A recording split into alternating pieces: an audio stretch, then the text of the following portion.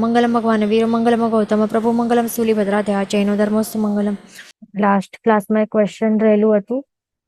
ગાથા નંબર 41 માં શું બતાવે છે કે મોહનીય કર્મની 70, નામ અને ગોત્ર કર્મની 20 અને આયુષ્ય કર્મનું ઉત્કૃષ્ટ સ્થિતિબંધ 33 સાગરૂપમ છે.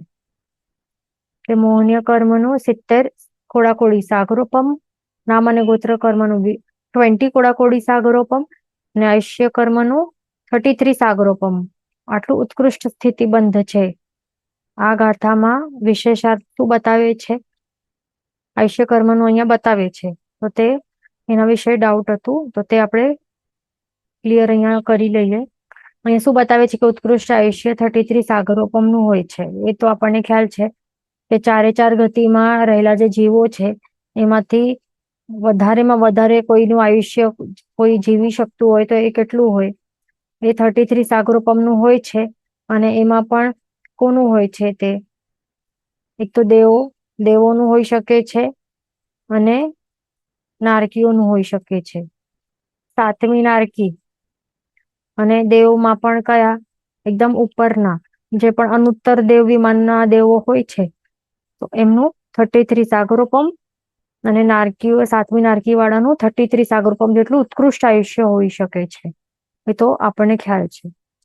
તો હવે અહીંયા શું બતાવે છે કે સમજો કે અહીંયા 33 સાગરોપમનું ઉત્કૃષ્ટ આયુષ્ય છે. એ કેટલું? આટલું હોય 33 સાગરોપમનું. હવે અહીંયા આગળ શું બતાવે છે કે અને આયુષ્ય કર્મનો ઉત્કૃષ્ટ સ્થિતિબંધ પૂર્વ કરોડનો ત્રીજો ભાગ અધિક 33 સાગરોપમ હોય છે. એટલે અહીંયા શું છે કે ઉત્કૃષ્ટ આયુષ્ય કર્મનું ઉત્કૃષ્ટ સ્થિતિબંધ કેટલું હોઈ શકે છે? પૂર્વ કરોડનો ત્રીજો ભાગ અધિક 33 સાગરોપમ. હવે કેવી રીતે સમજવા? શું છે? હવે સમજો કે આ કોઈ એક મનુષ્ય છે, તો આ મનુષ્યનું ઉત્કૃષ્ટમાં ઉત્કૃષ્ટ આયુષ્ય કેટલું હોય? કોઈ મનુષ્યનું ઉત્કૃષ્ટ આયુષ્ય 1 પૂર્વ કરોડ વર્ષો હોય છે. અને એ પણ કેવું મનુષ્ય? ગર્ભજ મનુષ્ય. અને જે પણ યુગલિક નહીં હોય તે, કારણ કે યુગલિક મનુષ્યોને કેટલા હોય છે? એમનું તો અબાધક, એમનું જે આયુષ્ય કર્મ આવતા ભાવનું આયુષ્ય કર્મ બંધાય. આ સમજી લો બરાબર. જે યુગલિક હોય એનું અહીંયા કેમ નથી લેવાનું? યુગલિકોનું કારણ કે યુગલિક, દેવ અને નારકી આ 3 લોકો, આ 3 ટાઈપના જીવોનું કેવી રીતે હોય છે? આયુષ્ય કર્મનું બંધ ક્યારે થાય છે? કે આ ચાલી રહેલું છે આ ભવ. ઓકે, આ પ્રેઝન્ટ ભવ. યુગલિક હોય કે દેવ હોય કે નારકી હોય, આ પ્રેઝન્ટ ચાલી રહેલું ભવ છે. આવતો ભવ છે, નેક્સ્ટ ભવનું આયુષ્ય કર્મનું બંધ ક્યારે થાય? જ્યારે અહીંયા મરણનું આ સમય હોય એનાથી 6 મહિના પૂર્વે અહીંયા આવતા ભવનું આયુષ્ય કર્મનું બંધ થાય છે. એ ખાસ આપણને એ રૂલ યાદ રાખવાનું છે યુગલિક, દેવ અને નારકી માટે. ઓકે, આવા જીવો જે છે તો એવા જીવોનું નેક્સ્ટ ભવનું જે આયુષ્યનું જે અબાધા કાળ છે એ કેટલું હોય? પછી 6 મહિના, 6 મંથ્સ. 6 મંથ્સનું એમનું આવતા ભવનું જે પણ આવતો ભવ, જે પણ જેવું પણ બાંધશે આયુષ્ય કર્મ, અહીંયા જે પણ બાંધે છે નવો આયુષ્ય કર્મ આવતા ભવનું, તો એનું અબાધા કાળ કેટલું? અબાધા કાળ હોય 6 મંથ્સ, 6 મંથ્સનું. અને અહીંયા આપણે કોની વાત કરી રહ્યા છે? આપણે બધા જ જીવોમાં આપણે ઉત્કૃષ્ટ આપણે વસ્તુ જોઈ રહ્યા છે કે ઉત્કૃષ્ટ અબાધા કાળ કેટલું હોઈ શકે છે કોઈનું, તે જોવાનું છે. એટલા માટે અહીંયા આપણે આ યુગલિક નથી લેતા, યુગલિક મનુષ્ય નથી લેતા. ઓકે, પણ આપણે કયો મનુષ્ય લઈએ છીએ? જે યુગલિક નથી એવો મનુષ્ય. તો એનું એવા મનુષ્ય હોય જે યુગલિક નહીં હોય તો એના ઉત્કૃષ્ટમાં ઉત્કૃષ્ટ ભાવ કેટલું હોઈ શકે છે? આયુષ્ય કેટલું હોઈ શકે છે? તો એ હોય છે 1 કરોડ પૂર્વ, 1 કરોડ પૂર્વ વર્ષો, યર્સ. આટલો મોટામાં મોટો આયુષ્ય કર્મ હોઈ શકે છે સ્થિતિનો. ઓકે, તો હવે આ મનુષ્ય છે એનું આ કેટલું છે? મોટામાં મોટો એ જીવન જીવશે. કેટલું જીવશે? અહીંયાથી કરીને આટલું જીવશે. કેટલું? 1 કરોડ પૂર્વ વર્ષોનું આટલું છે જીવન એનું. તો હવે એનું આપણને સમજો કે એનું ઉત્કૃષ્ટમાં ઉત્કૃષ્ટ આપણને અબાધા કાળ વિચારવાનું છે, તો ઉત્કૃષ્ટમાં ઉત્કૃષ્ટ અબાધા કાળ ક્યારે થાય એનું, કેવી રીતે થઈ શકે? જો એનું આવતા ભાવનું જે આયુષ્ય કર્મ છે એ જો ત્રીજા ભાગે જ બંધ થઈ જાય તો ત્યારે થઈ શકે ને. એટલે એનું ડિવાઈડ બાય 3 કરવાનું. 2 ભાગ અહીંયા એના પસાર થઈ ગયા, આટલું જીવન જીવી ગયું, અને અહીંયા આ જીવનના આ પળમાં આ ફેસમાં આવ્યો તો અને ત્રીજો ભાગ બાકી રહ્યો, તો ત્યારે જ એનું આવતા ભાવનું આયુષ્ય કર્મનું બંધ થઈ જાય તો થાય ને પછી ઉત્કૃષ્ટ મોટામાં મોટું આયુષ્ય અબાધા કાળ કહેવાય પછી. ઓકે, હવે સમજો કે અહીંયા નહીં થાય તો શું થાય, ક્યારે થાય? બાકી બચેલા જેટલું આયુષ્ય છે એનો પાછા 3 ભાગ કરવાના, અને છેલ્લા ત્રીજા ભાગે થાય પછી એમાંથી ત્યારે પણ નહીં થાય તો ત્રીજા ભાગ કરતા કરતા કરતા જવાનું, અને છેલ્લે એક અંતર મુહૂર્તે એ આખીરમાં બંધાઈને જ રહે. તો પછી કેટલું હોય? અંતર મુહૂર્તનો અબાધા કાળ હોય તો એ તો જગન્ય હોય ને, એ વધારે નહીં હોય. અંતર મુહૂર્ત કેટલું હોય સમય, બરાબર? એટલા માટે એ નથી ગણવાનું. આપણને શું ગણવાનું છે? ઉત્કૃષ્ટ અબાધા કાળ હોય તો ક્યારે સૌથી વહેલામાં વહેલું ક્યારે બંધાય? તો 2 ભાગ એના જીવનના પસાર થઈ જાય અને ત્રીજો ભાગ શરૂ થવાનું હોય, તો એ પળમાં એનું આવતા ભાવનું આયુષ્ય કર્મનું બંધ થાય, ત્યારે એનો ઉત્કૃષ્ટ અબાધા કાળ બની શકે આવતા ભાવનું. તો પછી હવે આ ટોટલ એના આ મનુષ્યનું કેટલું છે? 1 કરોડ પૂર્વ વર્ષોનું આટલું ટોટલ એનું આયુષ્ય છે. એમાં હવે છેલ્લા ત્રીજા ભાગે અહીંયા શું થાય છે? આવતા ભાવનું એ બંધ કરે છે. આવતા ભાવનું એ આયુષ્ય કરવાનું બંધ કરે છે. તો એ દેવ, સમજો કે દેવ બન્યો કે નારકી બનશે, અને એ સમજો કે એ પણ ઉત્કૃષ્ટ એવું આયુષ્ય, ઉત્કૃષ્ટ આયુષ્ય 33 સાગરોપમનું આયુષ્ય વાળું, આવી રીતે ઉત્કૃષ્ટ આયુષ્યનું દેવ કે નારકી બનવાનું છે, તો એવું આયુષ્ય કર્મ એને બાંધ્યું. તો પછી એનું આયુષ્ય કર્મ જે અહીંયા નવો બાંધશે, અહીંયા એને જે બાંધ્યું છે, તો અહીંયા એ નવો આયુષ્ય કર્મનું બંધ થઈ ગયું છે, સત્તામાં આવી ગયું છે. તો એ હવે આવતા ભાવનું જે દેવ કે નારકીનું આયુષ્ય કર્મનું બંધ કરે છે, તો એ કેટલું સ્થિતિ વાળું રહેશે? ઉત્કૃષ્ટ સ્થિતિ. તો એ અહીંયાથી કરીને કેટલું બનશે? અબાધા કાળ છે તે પ્લસ એ કેટલું આયુષ્ય એને બાંધ્યું છે ટોટલ નેક્સ્ટ ભાવ માટે 33 સાગરોપમ. એટલે આત્મા સાથે ટોટલ કેટલા ટાઈમ સુધી, કેટલા ડ્યુરેશન સુધી આ જે આવતા ભાવનું આયુષ્ય કર્મ છે એ બંધાઈને પડેલું હશે, તો તે છે આ સમય ઉપર બાંધ્યું છે. અને આ જે અબાધા કાળ જે અહીંયા છે તે પ્લસ અહીંયા 33 સાગરોપમ. એટલા માટે અહીંયા બતાવે છે કે ગાથામાં ભલે અહીંયા શું કહે છે, આ વિશેષાર્થમાં વિશેષ શું સમજાવે છે આપણને, શું કહે છે કે વિશેષ સમજવાનું છે આપણને, કે ગાથામાં ભલે શું બતાવે છે, ગાથામાં શું બતાવે છે? આયુષ્યનો ઉત્કૃષ્ટ સ્થિતિબંધ 33 સાગરોપમ છે, તે અહીંયા ભલે બતાવે છે. પણ હવે આપણને શું આ વિશેષ સમજવાનું છે કે આયુષ્ય કર્મનો ઉત્કૃષ્ટ સ્થિતિબંધ પૂર્વ કરોડ નો ત્રીજો ભાગ, એટલે પૂર્વ કરોડ અહીંયા ટોટલ એનું આયુષ્ય છે ને મનુષ્યનું, પૂર્વ કરોડ વર્ષોનું આટલું ટોટલ એનું આયુષ્ય છે, એનું ત્રીજો ભાગ કરવાનો અહીંયા. ઓકે, તો આ ત્રીજો ભાગ, એમાં જેટલું પણ વર્ષો આવે, પૂર્વ કરોડનો ત્રીજો ભાગ કરીને ડિવાઈડ કરીને જે નંબર આવે તે એક્સ નંબર છે, તે એક્સ નંબર અમુક નંબર છે, અધિક એને એડ કરવાનું, પ્લસ 33 સાગરોપમ, પ્લસ જે અહીંયા x number of years, plus જે અહીંયા 33 સાગરોપમ છે, આવતા ભાવનું દેવ આયુષ્ય કે નરક આયુષ્ય જે પણ બાંધ્યું હશે તે. તો આટલું ટોટલ એનું આયુષ્ય કર્મનો ઉત્કૃષ્ટ સ્થિતિબંધ હોય છે. પૂર્વ કરોડનો ત્રીજો ભાગ અધિક 33 સાગરોપમ હોય છે. તો એવી રીતે વિશેષ સમજવાનું છે. એ વિશેષ સમજવાનું છે એટલે કે ઉત્કૃષ્ટ અબાધા વધારે હોય છે. એટલે શું કહે છે કે અહીંયા 33 સાગરોપમ ની જે સ્થિતિ બતાવી છે, આયુષ્યનું ઉત્કૃષ્ટ સ્થિતિબંધ 33 સાગરોપમ છે, તો એમાં હજી વધારે શું થાય છે? ઉત્કૃષ્ટ અબાધા કાળ જેટલું એક્સ નંબર ઓફ યર્સ જે એડ થાય છે, તો તે હજી વધારે એડ કરવાનું છે. એક્સ નંબર ઓફ યર્સ જે ઉત્કૃષ્ટ અબાધા કાળ છે, એક્સ નંબર ઓફ યર્સ જે બનશે, તો તો તે એડ કરીને હજી એક્સ્ટ્રા એડ કરીને સમજવાનું છે આપણને.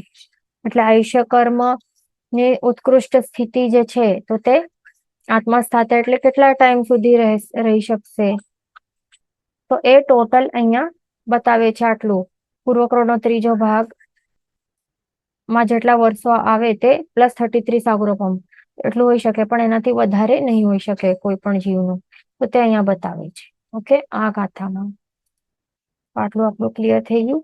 હવે આપણે આગળ ચાલશું. આપણે મોક્ષ તત્વ આપણું સ્ટાર્ટ થઈ ગયું હતું.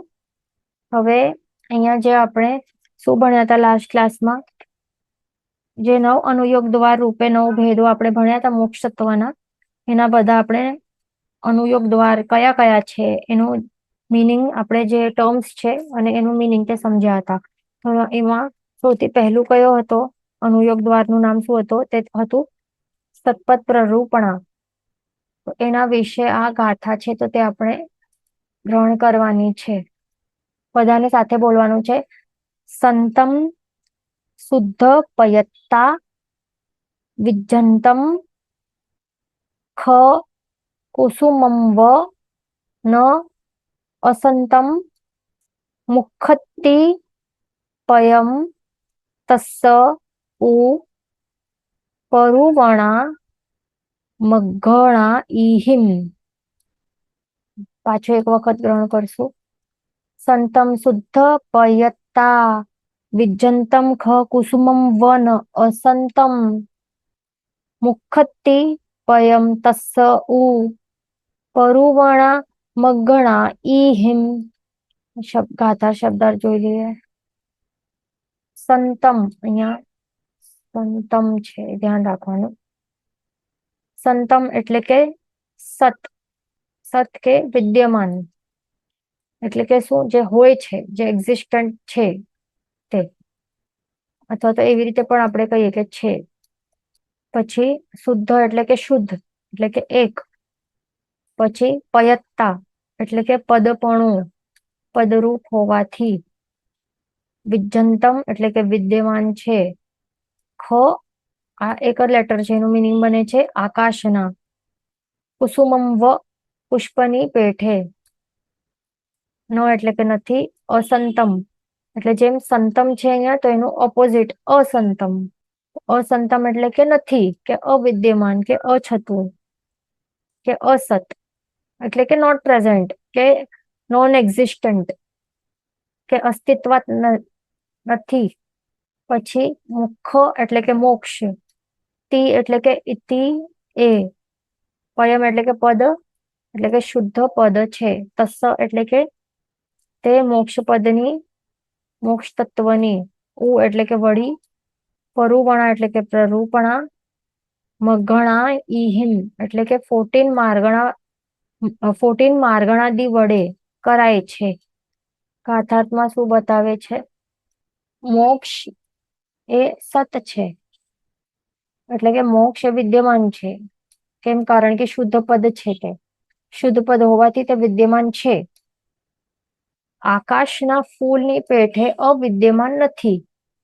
મોક્ષ એ જાતનું પદ છે અને માર્ગણા વડે તેની વિચારણા થાય છે. એટલે કે અહીંયા ગાથાર્થમાં શું બતાવે છે કે મોક્ષ જે શબ્દ છે ને, મોક્ષ જે આ પદાર્થ છે ને, મોક્ષ તરીકે જે પદાર્થ છે ને, તે રહેલું છે, તે વિદ્યમાન છે, તે એક્ઝિસ્ટન્ટ છે.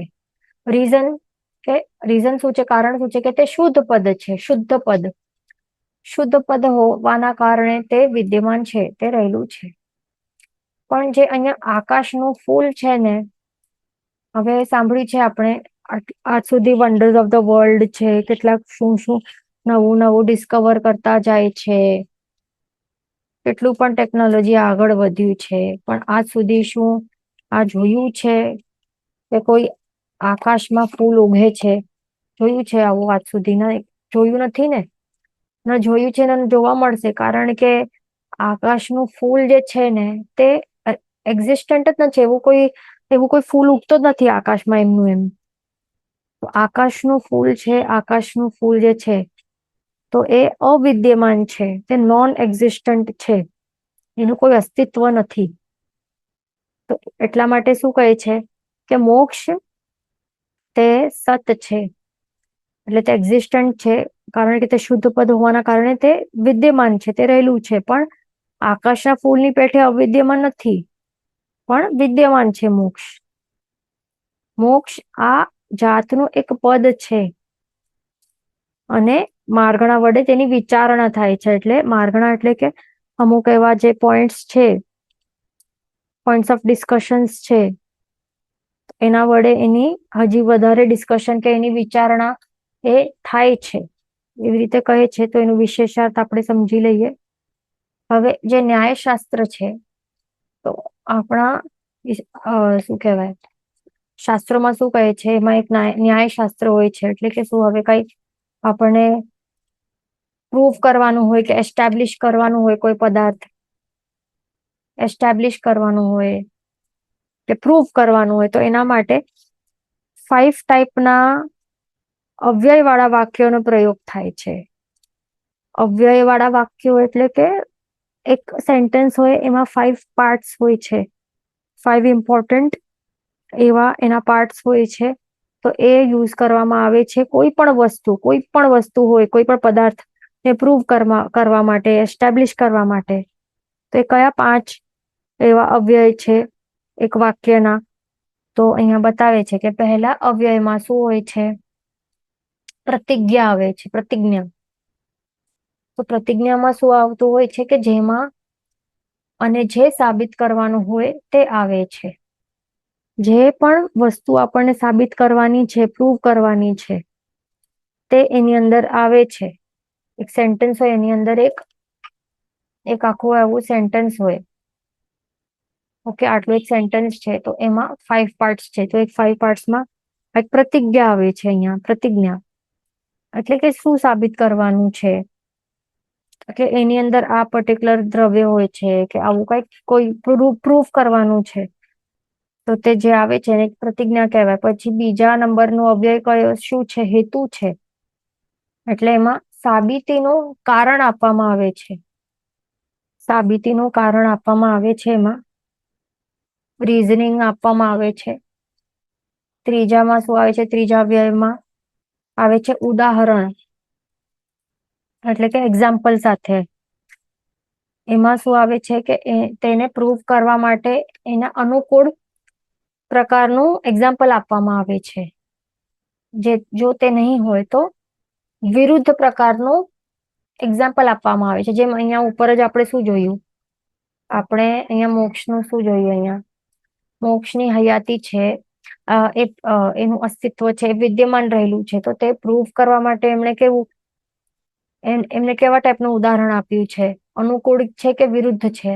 તો તે વિરુદ્ધ પ્રકારનો દાખલો બતાવે છે ને અહીંયા. આકાશનું ફૂલ એ અવિદ્યમાન છે, બરાબર. તો એની જેમ નથી અવિદ્યમાન, મોક્ષ વિદ્યમાન છે. એટલે કે એવી રીતે ઓપોઝિટ, વિરુદ્ધ પ્રકારનું ઉદાહરણ અહીંયા આપ્યું છે. તો એવી રીતે અનુકૂળ અથવા તો વિરુદ્ધ પ્રકારનો દાખલો આપે છે. એટલે કે કોઈકને કમ્પેર કરે કે આનું જેવું છે, તો એ અનુકૂળ પ્રકારનો દાખલો કહેવાય. અને જો આવી રીતે આકાશના ફૂલની એનું એક્ઝામ્પલ વિરુદ્ધ ટાઈપનો દાખલો આપીને અહીંયા મોક્ષની સાબિતી કરવામાં આવે છે, તો એને કહેવાય વિરુદ્ધ પ્રકારનો દાખલો આપ્યો છે. ઓકે, એવી રીતે હોય છે. પછી 4th અવ્યય કયો છે, એનું નામ છે ઉપનય. એટલે એમાં શું હોય છે કે ઉદાહરણ પ્રમાણે ઘટાવવાનું હોય છે. જેવી રીતે એક્ઝામ્પલ બતાવે છે ને એ પ્રમાણે આપણને પ્રૂવ કરવાનું છે, એસ્ટાબ્લિશ કરવાનું હોય છે, ઘટાવવાનું હોય છે. તો તેને કહેવાય ઉપનય. જેમ આપણે એસ્ટાબ્લિશ કર્યું ને, વિરુદ્ધ દાખલો આપવામાં આવ્યો આકાશનું ફૂલ, એના પ્રમાણે પછી આપણે ઘટાવ્યું કે તે અવિદ્યમાન છે આકાશનું ફૂલ, પણ એની જેમ અવિદ્યમાન નથી મોક્ષ. તો એવી રીતે શું એમણે ઘટાવ્યું છે, તો એને કહેવાય છે ઉપનય. પછી 5મું અને છેલ્લું અવ્યય શું છે, એને કહેવાય છે નિગમન. નિગમન એટલે કે શું, પ્રતિજ્ઞા પ્રમાણે સાબિતી જાહેર કરવાની હોય છે, તેને નિગમન કહે છે. એટલે પ્રતિજ્ઞા પ્રમાણે જે પ્રતિજ્ઞા અહીંયા બતાવે છે કે જે મેન જે સાબિત કરવાની વસ્તુ છે, કે જેમાં અને જે સાબિત કરવાનું હોય તે પદાર્થ છે તો એ છે પ્રતિજ્ઞા. તો એના પ્રમાણે સાબિતી પછી જાહેર કરવાની કે હેન્સ પ્રૂવડ કરીને આ એમ હોય છે.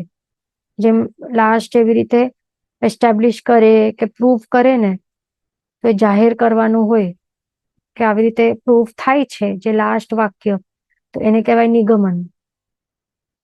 ઓકે, તો અહીં મોક્ષ સાબિત કરવા માટે ગાથામાં સંક્ષેપથી એ 5 અવયવોનો પ્રયોગ કર્યો છે. તે આ પ્રમાણે તે જોઈ લઈએ.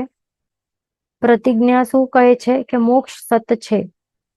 તે આ મેન ટોપિક ઓફ ડિસ્કશન છે, અથવા તો એ મેન સાબિત કરવાનું છે ને, આપણને આ વસ્તુ સાબિત કરવાની છે, એટલે આ પ્રતિજ્ઞા છે મેન. પછી સેકન્ડ શું બતાવે છે ગાથામાં? હેતુ બતાવ્યું છે. હેતુ શું છે? શુદ્ધ. હેતુ શું છે? શુદ્ધ છે. એટલે એકલા પદના અર્થરૂપ હોવાથી વિદ્યમાન છે. એટલે હેતુ એટલે કે શું? કારણ. પ્રતિજ્ઞા શું છે? મેઇન ટોપિક શું સાબિત કરવાનું છે કે મોક્ષ સત છે કે નહીં, રાઈટ? તો તે અહીંયા પ્રૂવ કરવાનું છે. પછી હેતુ એટલે કે શું? કેવી રીતે પ્રૂવ કરશે? એટલે કે કારણ શું છે? મોક્ષ સત શા માટે છે? હેતુ શું? કારણ શું છે? કારણ કે તે શુદ્ધ છે. આ રીઝન છે કે મોક્ષ શુદ્ધ છે, એટલા માટે અમે કહીએ છીએ કે આ વિદ્યમાન છે, એવી રીતે કહે છે. અને શુદ્ધ આ શબ્દનું મિનિંગ શું થાય છે કે તે એકલા પદના અર્થરૂપ હોવાથી વિદ્યમાન છે. એટલે કે શું? શુદ્ધ પદ આપણે કહીએ, શુદ્ધ પદ એટલે કે એક પર્ટિક્યુલર એક જ વર્ડ છે. પદ એટલે કે એક પદ, એક જ પદ છે. જેમ કે એક્ઝામ્પલ આકાશ છે. ઓકે, તે એક જ પદ છે ને, આ એક જ વર્ડ છે, એક જ પદ છે, અને એક વર્ડ થી જ આપણને એનો અર્થ સમજાઈ આવે છે. એનો અર્થ છે આકાશ, એટલે આપણને ખ્યાલ છે આકાશ શું છે એનો અર્થ, રાઈટ? આકાશ એટલે કે સ્કાય, એટલે કે આપણને ખ્યાલ છે. તો એક એકલો પદ છે અને એનું પણ મિનિંગફુલ છે આ, એટલા માટે આકાશ વિદ્યમાન છે ને. એવી જ રીતે મોક્ષ છે. હા, એટલા માટે અહીંયા જે આપણે કહ્યું કે આકાશ એક સિંગલ પદ છે અને એનું પણ મિનિંગ બને છે, મિનિંગફુલ છે, એનું મિનિંગ બને છે સ્કાય, જે આપણને ખ્યાલ છે. એટલા માટે એ શુદ્ધ પદ કહેવાય છે. આ શુદ્ધ પદ કહેવાય છે.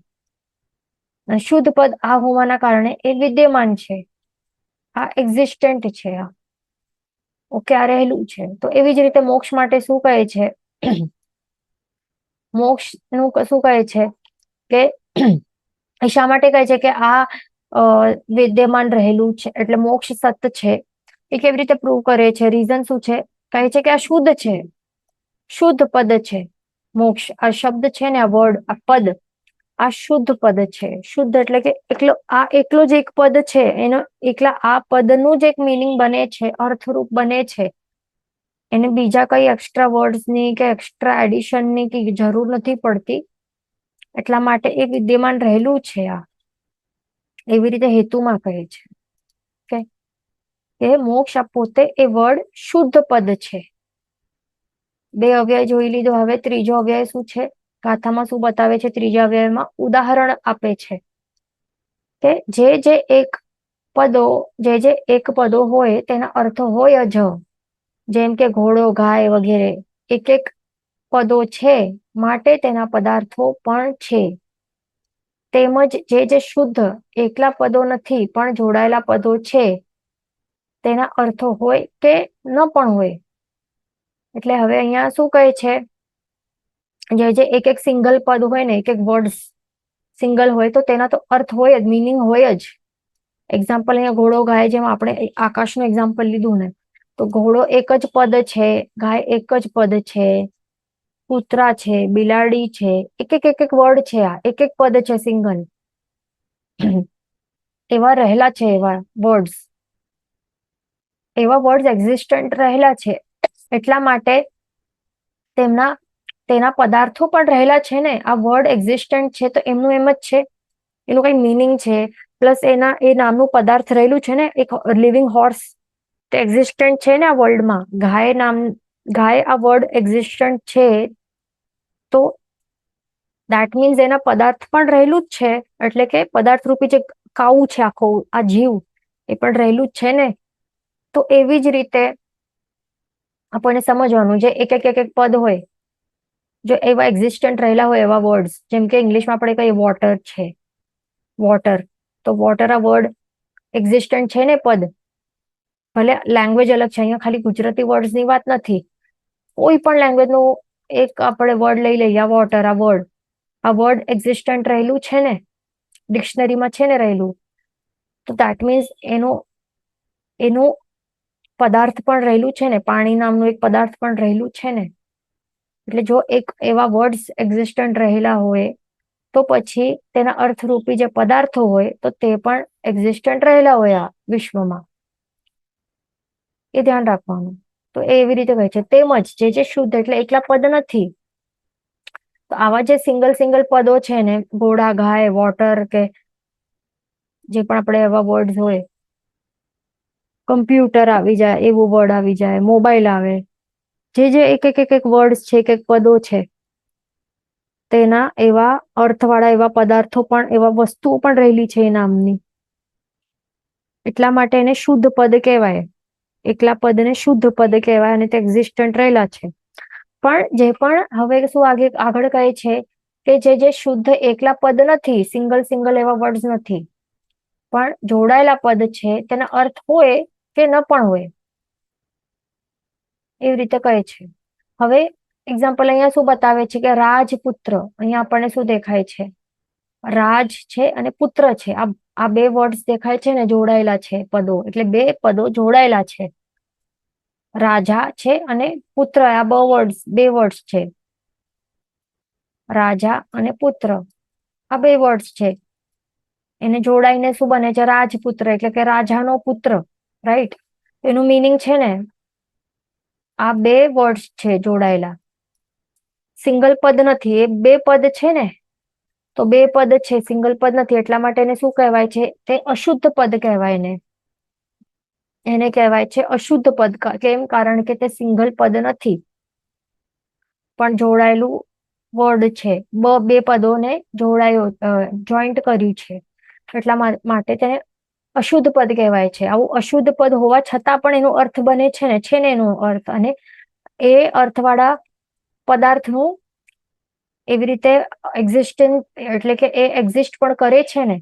રાજાના પુત્ર, જે રાજપુત્ર તરીકે આપણે કહીએ તો તે પણ એક્ઝિસ્ટન્ટ હોય ને. એ નામ જો એ આવું અશુદ્ધ પદ બન્યું છે રાજપુત્ર, તો પણ એનો અર્થ જે બને છે કે રાજાનો પુત્ર, તો એ પદાર્થ રૂપી એ જે પુત્ર છે એ તો હયાત હોય છે ને, એક્ઝિસ્ટ કરે છે, વિદ્યમાન રહેતો હોય છે, એટલા માટે તે અશુદ્ધ પદ બને છે, છતાં તેનો અર્થ છે, એનું મિનિંગ રહેલું છે, મિનિંગ બને છે. પણ અહીંયા શું કહે છે આગળ, કે આકાશનું જે ફૂલ છે ને, તો તેનો કોઈ અર્થ નથી.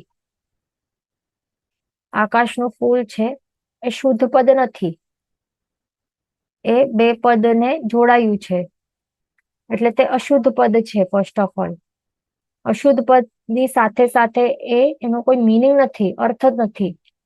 કારણ કે આવું શબ્દ એ અશુદ્ધ શબ્દ છે, અશુદ્ધ પદ છે, પ્લસ એનું મિનિંગ પણ નથી બનતું, કારણ કે એવા ટાઈપનું કોઈ વસ્તુની હયાતી રહેલી જ નથી ને. એટલા માટે આવું વર્ડ જે છે એ એક્ઝિસ્ટ જ નથી કરતું કોઈ પણ ડિક્શનરીમાં, કે કાંઈ પણ ક્યાંય નથી.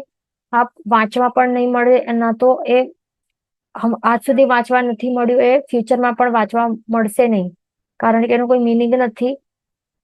અશુદ્ધ પદ તો છે પણ એનો અર્થ પણ નથી. એટલા માટે આ શું છે? અસત્ય છે. શું? આકાશનું ફૂલ અસત્ય છે, એટલે કે વિદ્યમાન નથી, આ એક્ઝિસ્ટન્ટ નથી. પણ મોક્ષ જે પદ છે, મોક્ષ પદ જે છે, આ આકાશના ફૂલ જેવું આ અસત્ય નથી, એવી રીતે કહે છે. એટલે મોક્ષ પદ આકાશના ફૂલની પેઠે અસત નથી, એટલે કે અવિદ્યમાન નથી, પણ શું છે? વિદ્યમાન છે, રહેલું છે. એવી રીતે શું કહે છે? આવી વિરુદ્ધ ઘટના વાળું ઉદાહરણ ગાથામાં આપ્યું છે અહીંયા આપણને. તો આ ત્રીજું અવ્યય આપણે સમજાવ્યું છે કે કેવી રીતે બતાડ્યું છે, સમજાવ્યું છે ગાથામાં. વિરુદ્ધ ઘટના વાળું ઉદાહરણ કેવી રીતે થયું? શું કહે છે કે આકાશનું ફૂલ શું છે? અશુદ્ધ પદ છે, અશુદ્ધ પદ તો છે, પ્લસ એનો અર્થ પણ નથી. આકાશનું ફૂલ એક તો અશુદ્ધ પદ છે, બે પદો સાથે જોડાયેલા છે, પ્લસ એનો અર્થ પણ નથી, અને આ અસત છે, અવિદ્યમાન છે. તો આની જેમ મોક્ષ જે પદ છે, મોક્ષ જે પદ છે એ કેવું છે, એના જેવું અસત નથી. એટલે કે મોક્ષ પદ જે છે તે એક જ શુદ્ધ પદ છે, એનો અર્થ પણ થાય છે. ઓકે, શું છે આ મોક્ષ? કેવું છે? શુદ્ધ પદ છે, એનો અર્થ થાય છે, બને છે અર્થ. એટલા માટે તે આ આકાશના ફૂલની પેઠે અસત નથી, એટલે કે અવિદ્યમાન નથી, પણ શું છે? સત છે, વિદ્યમાન છે, રહેલું છે આ. તો એવી રીતે ઓપોઝિટ ઘટના વાળું ઉદાહરણ અહીંયા આપે છે ગાથામાં, ને આપણને એવી રીતે સાબિત કરે છે, ઉદાહરણ આપે છે. આ ત્રીજો અવ્યય સમજી લીધું. હવે ચોથું અવ્યયમાં શું બતાવે છે? ઉપનય. ઉપનયમાં શું આવે છે કે ઉદાહરણ પ્રમાણે ઘટાવવાનું હોય છે, તેને કહેવાય ઉપનય. એટલે ઉદાહરણ પ્રમાણે શું ઘટાવે છે, શું પ્રૂવ કરે છે? એટલે શું ઘટાવે છે કે મોક્ષ એ શુદ્ધ પદ છે, માટે તેનો અર્થ છે. ઓકે, તો એનું અહીંયા ઉદાહરણ આપ્યું ને, ઉદાહરણ આપ્યા બાદ એવી રીતે ધેર ફોર કરીને આપણે કહીએ ને, હેન્સ કે ધેર ફોર, આવી રીતે પ્રૂફ કરે છે. એટલે કે આ પ્રૂફ થાય છે.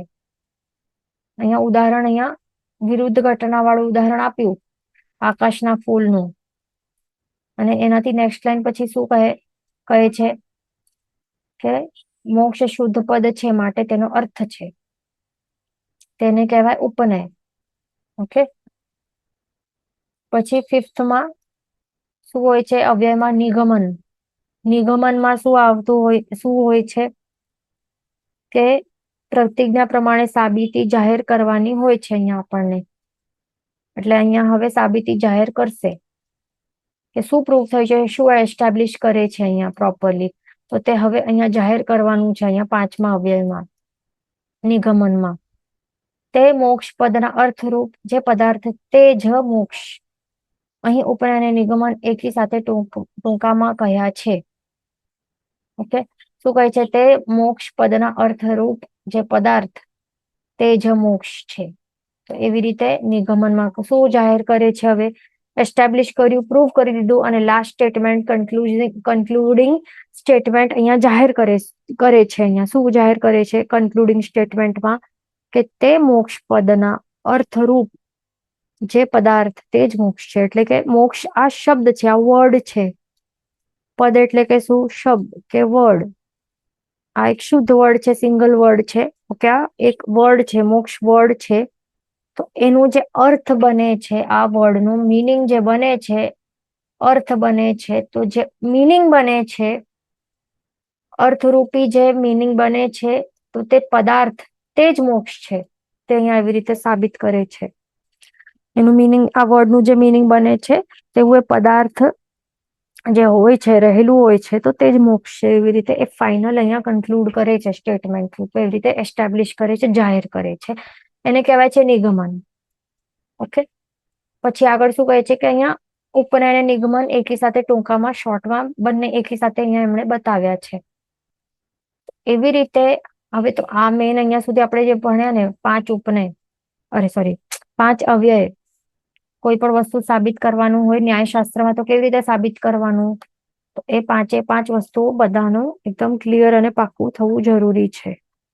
ઓકે, કેવી રીતે મોક્ષને અને મોક્ષ વિદ્યમાન રહેલું છે, કે મોક્ષ સત છે, તો એ કેવી રીતે સાબિત કરવામાં આવે છે? તો એ સાબિતીના 5 અવ્યયો સહિત આપણને સાબિત કરતા આવવું જરૂરી છે. ઓકે, હવે આગળ શું કહે છે કે આવી રીતે મોક્ષની હયાતી રહેલી છે, એક્ઝિસ્ટન્ટ રહેલું છે, તો તે સાબિત થઈ ગયું છે. પછી હવે માર્ગણા વગેરેથી તેની વિચારણા કરવાથી તેના સ્વરૂપની વિસ્તારથી સાબિતીઓ મળે છે.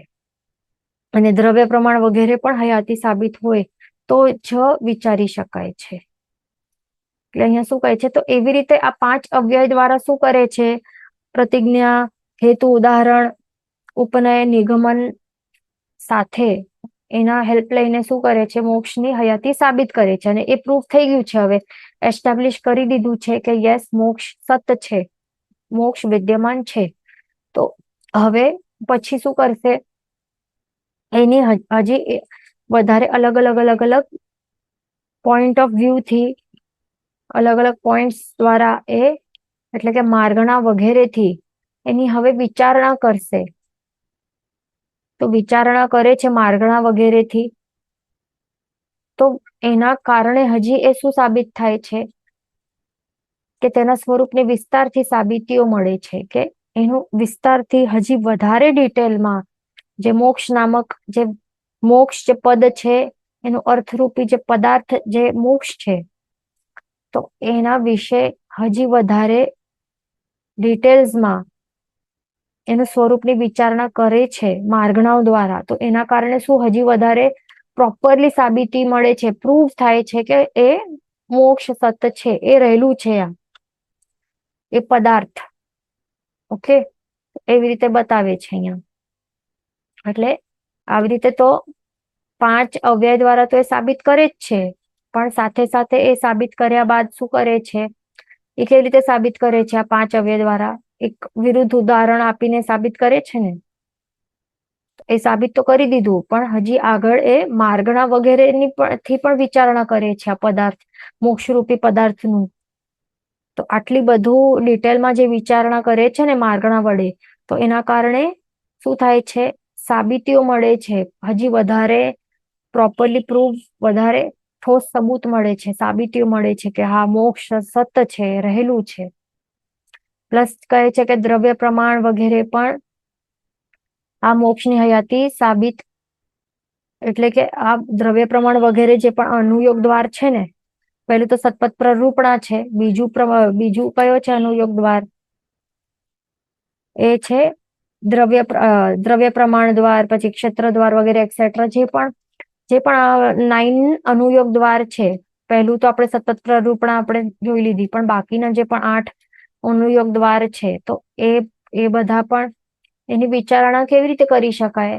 જો હયાતી સાબિત હોય, એટલે કે મોક્ષની હયાતી સાબિત થયેલી હોય, એ વિદ્યમાન રહેલું હોય, એ સત રહેલું હોય, સાચે તે રહેલું હોય ને એક્ઝિસ્ટન્સ રહેલી હોય અહીંયા વિશ્વમાં, તો જ પછી વિચારણા કરી શકાય ને આટલું બધું ડિટેલથી દ્રવ્ય પ્રમાણ વગેરે. નહીં તો નહીં કરી શકાય ને. તો એવી રીતે કહે છે સિદ્ધ દ્રવ્ય પ્રમાણમાં શું આવે કે સિદ્ધના જીવો કેટલા હોય ક્વોન્ટિટી વાઇઝ, એ બધું કેવી રીતે વિચારણા કરી શકાય જો મોક્ષ નામક કોઈ વસ્તુ પદાર્થ જ નહીં હોય તો? તો એમ કહે છે કે એ બધું એનાથી હજી વધારે હયાતી રહેલી જ છે, તો એ સાબિત થાય છે અહીંયા. હવે અહીંયા આગળ ક્વેશ્ચન અહીંયા આવે છે શું? અહીં ડિત્થ, કથ્થ ઇત્યાદિ કલ્પિત હજી એક વર્ડ આવે છે ડિત્થ, ડવિત્થ. શાસ્ત્રમાં શું આવે છે? ડિત્થ અને ડવિત્થ.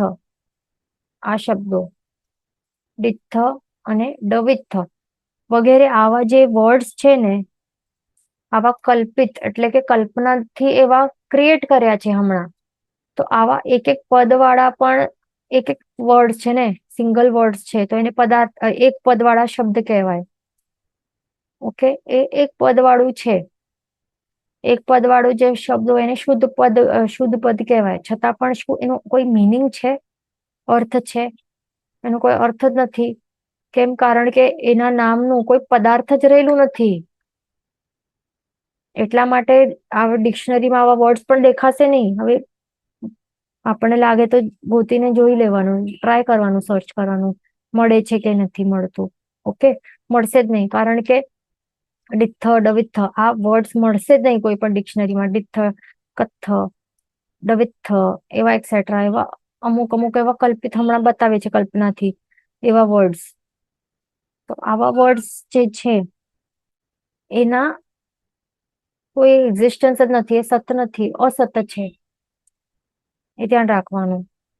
ઓકે, આ શુદ્ધ પદ છે, એક જ વર્ડ છે, છતાં પણ એનો કોઈ અર્થ નથી, મિનિંગ નથી. પ્લસ એનું શું છે, કોઈ એનું નામનું એક કોઈ પણ એવું પદાર્થ જ નથી. તો આગળ શું કહે છે? તેમ એક પદ વાળું મોક્ષ પણ નથી, એમ માનવામાં શું વિરુદ્ધ છે? અહીંયા શું ક્વેશ્ચન કહે છે કે આવો વર્ડ છે તો એક પદ વાળા છે પણ પદાર્થ નથી, તો એક આ મોક્ષ પણ એક જ એમની જેમ ડિથ ડવિથ ની જેમ જ એક પદ વાળું જ છે ને. શુદ્ધ પદ એની જેમ જ છે, એક પદ વાળું છે. તો પછી મોક્ષ તો એ એની હયાતી નથી, તો એમાં માનવામાં શું વિરુદ્ધ છે?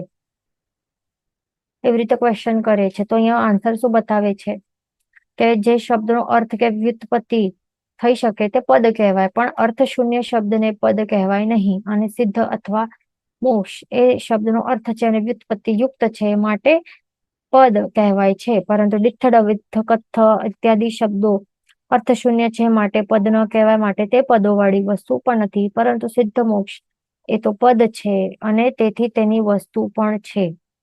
ઓકે, અહીંયા શું કહે છે? જે શબ્દનો અર્થ કે વ્યુત્પત્તિ થઈ શકે તેને જ પદ કહેવાય છે. આ ડેફિનેશન કહેવાય છે કે પદ કોને કહેવાય? કોઈ વર્ડ છે, એક શબ્દ હોય, એક વર્ડ છે, તો એનો કોઈ મિનિંગ હોય, એનું મિનિંગ હોય કે વ્યુત્પત્તિ થઈ શકે, તો પછી એને પદ કહેવાય. પણ એનો કોઈ મિનિંગ જ નહીં હોય, ડિથ ડવિથ નું કઈ મિનિંગ થાય છે, શું મિનિંગ છે? કઈ મિનિંગ જ નથી, અને એના નામનું કોઈ પદાર્થ પણ રહેલું નથી, તો પછી એને પદ જ નહીં કહેવાય. એટલે અર્થ શૂન્ય કોઈ શબ્દ હોય તો એને પદ નહીં કહેવાય. પણ જે અહીંયા સિદ્ધ છે, આ શબ્દ છે કે મોક્ષ શબ્દ છે, આ વર્ડ્સ છે, તો એનો અર્થ પણ છે અને વ્યુત્પત્તિ યુક્ત છે આ. ઓકે, એનું મિનિંગ પણ થાય છે, વ્યુત્પત્તિ યુક્ત છે, માટે એટલા માટે એને પદ કહેવાય છે. મોક્ષ નામક કોઈ પદાર્થ રહેલું છે, સિદ્ધ નામક એવા જીવો રહેલા છે. આ પોતે વર્ડ્સ નું મિનિંગ પણ છે, અને એ મિનિંગ રૂપી જે પદાર્થો છે એ પણ આ દુનિયામાં રહેલા છે. એટલા માટે એને સાચા પદ કહેવાય છે, આ સિદ્ધ કે મોક્ષને. પણ જે ડિથ ડવિથ કથ વગેરે જે શબ્દો છે ને, એનો તો ફર્સ્ટ ઓફ ઓલ મિનિંગ પણ નથી, અર્થ શૂન્ય છે. ન તો તેની પદોવાળી એવી વસ્તુ પણ છે, નથી આવી કોઈ વસ્તુનું નામ છે, શોધી કાઢવું કઈ મળશે જ નહીં, ડિક્શનરીમાં એવા વર્ડ મળશે જ નહીં. એટલા માટે ન તો આ વર્ડ્સ નું કઈ મિનિંગ છે, ન તો આવા વર્ડ્સ વાળા આ પદો વાળી વસ્તુ પણ ક્યાં મળશે નથી. પરંતુ સિદ્ધ મોક્ષ એ તો પદ છે અને તેથી તેની વસ્તુ પણ છે. ઓકે, પણ સિદ્ધ અને મોક્ષ આ બંને શું છે? આ પદ છે અને એનું મિનિંગ પણ છે, અને તેના નામક એવા પદાર્થો પણ રહેલા છે. એટલા માટે એને પદ કહેવાય છે, પદ તરીકે આ માન્ય છે. એ ધ્યાન રાખવાનું. ઓકે ઓકે, આપણે શું વાત કરતા હતા કે આવી રીતે સિદ્ધ કે જે મોક્ષ જે પદ છે, તો એવી રીતે એની સાબિતી કરવામાં આવે છે. એ ક્વેશ્ચન છે કે what is the meaning of વ્યુત્પત્તિ, એટલે કે એ શબ્દ જે છે એનું મિનિંગ બને છે, એને કહેવાય છે વ્યુત્પત્તિ. પછી હવે આગળ આપણને ચાલવાનું છે નેક્સ્ટ ગાથા ઉપર, તે આપણને સ્વીકારવાની છે. નેક્સ્ટ ગાથાનો નંબર શું છે? 45. ગાથા નંબર 45 સ્વીકારવાની છે. એમાં હવે 14 મૂળ માર્ગણાઓ વિશે અહીંયા ગાથા છે, એકદમ ઇમ્પોર્ટન્ટ ગાથા છે, બધાને બેટ કરવાની છે અને ગ્રહણ કરવાની છે. ગઈ ઇન્દી એ અ કા એ જોએ વે એ કસાય નાણે અ સંજમ દંસણ લેસા ભવ સમ્મે સન્ની આહારે. પાછો એક વખત. ગઈ ઇન્દી એ અ કાએ જોએ વે એ કસાય નાણે અ સંજમ દંસણ લેસા ભવ સમ્મે સન્ની આહારે. શબ્દાર્થ का अर्थ જોઈ લઈએ. ગઈ એટલે કે ગતિ, ઇન્દી એ એટલે કે ઇન્દ્રિય, કાય એ એટલે કે કાય, જોએ એટલે કે યોગ, વે એ એટલે કે વેદ, કસાય એટલે કે કષાય, નાણે એટલે કે જ્ઞાન, સંજમ એટલે કે ચારિત્ર કે સંયમ, દંસણ એટલે કે દર્શન, લેસા એટલે કે લેસ્યા, ભવ એટલે કે ભવ્ય, પછી સમ્ય એટલે કે સમ્યક્ત્વ, સન્ની એટલે કે સંગની, આહારે એટલે કે આહાર. ઓકે, આપણે વિષય ગાથાર્થ જોઈ લઈએ. ગતિ, ઇન્દ્રિય, કાય, યોગ, વેદ, કશાય, જ્ઞાન, ચારિત્ર, દર્શન, લેશ્યા, ભવ્ય, સમ્યક્ત્વ, સંજ્ઞી અને આહાર. ઓકે, આ શું બતાવે છે? જે પણ માર્ગણાઓ છે એમના નામ અહીંયા બતાવે છે. કેટલી આ માર્ગણાઓ છે? 14 મૂળ માર્ગણાઓ બતાવે છે. એટલે આ બધી ટોટલ જે 14 અહીંયા માર્ગણાઓ, મૂળ જે મેન મુખ્ય માર્ગણાઓ છે, તો તે એમના નામો અહીંયા બતાવે છે. ઓકે, તો અહીંયા માર્ગણા એટલે કે શું? માર્ગણા એટલે કે શોધન. જૈન શાસ્ત્રમાં કોઈ પણ પદાર્થનો વિસ્તારથી વિચાર સમજવાને માટે, એટલે કે તે પદાર્થનું ઊંડું તત્વ, રહસ્ય સ્વરૂપ શોધવા માટે આ 14 સ્થાનો ઉપર ઘટના કરવામાં આવે છે. એટલે કે શું? માર્ગણા એટલે કે આ જે 14 અહીંયા વર્ડ્સ બતાવ્યા છે, આ બધા માર્ગણાઓ છે. અને માર્ગણાનું મિનિંગ શું છે? કે શોધન. એટલે કે શું? આપણે કહીએ ને કે રિસર્ચ કરવા માટે, કે ફાઇન્ડ કરવા માટે, કે સમજવા માટે, હજી વધારે કઈ કઈ એક વસ્તુ છે, તો એના વિશે કોઈ કઈક એલિમેન્ટ મળ્યું હોય સાયન્ટિસ્ટને, તો એના વિશે વધારે જાણવા માટે, સમજવા માટે શું કરે? અલગ અલગ કાઇન્ડ ઓફ એક્સપેરિમેન્ટ્સ એના સાથે કરે, અલગ અલગ જાતના, કે અલગ અલગ ટોપિક્સ ઉપર એનું વેટ કેટલું છે, એની ડેન્સિટી કેટલી છે, એટલે અલગ માર્ગણા, એટલે અલગ અલગ ટોપિક્સ, પોઈન્ટ્સ થી એ વિચારણા કરે ને, શોધન કરે કે બીજા એલિમેન્ટ સાથે મિક્સ થાય તો શું એ કરશે. એટલે એવી રીતે સાયન્ટિસ્ટો જેમ કરે, તો એવી જ રીતે કોઈ પણ વસ્તુ છે. હવે મોક્ષ નામક પદાર્થ છે, તો એના વિશે હજી વધારે સમજવા માટે આ 14 માર્ગણાઓ, એટલે કે 14 જે માર્ગણાઓ છે એના વિશે એટલે કે મોક્ષ રૂપી જે પદાર્થ છે એમાં હજી વધારે ડિટેલમાં, ડેપ્થમાં સમજવા માટે, એનું જે રહસ્ય છે, એનું જે સાચું સ્વરૂપ છે ને, એને શોધવા માટે, એનું શોધન કરવા માટે શું કરે છે? 14 માર્ગણાઓ જે અહીંયા નામ બતાવ્યા છે, 14 સ્થાનો કહેવાય, કે 14 માર્ગણાઓ, કે 14 પોઈન્ટ્સ છે, પોઈન્ટ્સ ઓફ ડિસ્કશન કહેવાય, તો એના ઉપર ઘટના કરવામાં આવે છે. તો એ પણ શું કહે છે? એક રીતે એક જાતના અનુયોગ જ છે. એટલે અનુયોગ એટલે આપણે પહેલા જોઈએ, અનુયોગ એટલે કે શું હોય છે? અનુયોગ એટલે કે જે વિચારણા કરવાના હોય છે. એટલે કે કોઈ એવી રીતે ક્વેશ્ચન્સ પૂછે કે આ વસ્તુ છે, સમજો કે આ પાણી છે, પાણી નામક વસ્તુ છે, તો એના વિશે હવે પાણી શું ફ્લો થઈ શકે? આવી રીતે સ્લોપ હોય તો શું પાણી ઉડી શકે? ગરમ કરવામાં આવે તો પછી શું થાય પાણીનું? અથવા તો પાણીની અંદર સાકર નાખવામાં આવે તો પછી શું થાય? તો એવા જે ક્વેશ્ચન્સ છે ને, અલગ એ બધા અનુયોગ કહેવાય. તો એ ક્વેશ્ચન્સ ઉપર જ જે આન્સર્સ કે વિચારણા કરવામાં આવે ને, તો તે પોતે જ જુદા જુદા માર્ગો કે માર્ગણાઓ બની જાય, કે અનુયોગ બની જાય. તો તે જ છે કે મોક્ષ છે, તો મોક્ષમાં કોણ હોય? મોક્ષનો વિસ્તાર કેટલું? મોક્ષની અંદર સિદ્ધ છે કેટલા? એવા જે ક્વેશ્ચન્સ આવે છે ને, અરાઈઝ થાય, તો એના જે આન્સર્સ બને છે ને, તો એ આન્સર્સ રૂપી જે છે તે જ અનુયોગ કે માર્ગણાઓ બની જાય. તો એવી જ રીતે આ બધી જે 14 માર્ગણાઓ છે ને, તો એ શું બને છે? તે એક જાતના અનુયોગ જ છે. ઓકે, તે અહીંયા બતાવે છે આપણને. ઓકે, અને એ બધું જેવી રીતે આપણે એક માર્ગણા વિશે આપણે સમજતા જશું, એટલે એમાં હવે શું ઘટના કરવાની છે, કે એટલે કે ગતિ છે, તો એમાં મોક્ષ જે છે પદાર્થ, તો એ કેવી રીતે એમાં ઘટિત થાય છે, એવી રીતે દરેક એકમાં વિચારણા કરશું હવે નેક્સ્ટ ક્લાસમાં. જીન વચન વિરુદ્ધ બોલાય તો મિચ્છામિ દુક્કડમ, સર્વમંગલ માંગલ્યમ, સર્વ કલ્યાણ કારણમ, પ્રધાનમ સર્વ ધર્માણમ, નિરંજયતિ શાસનમ. પ્રણામ.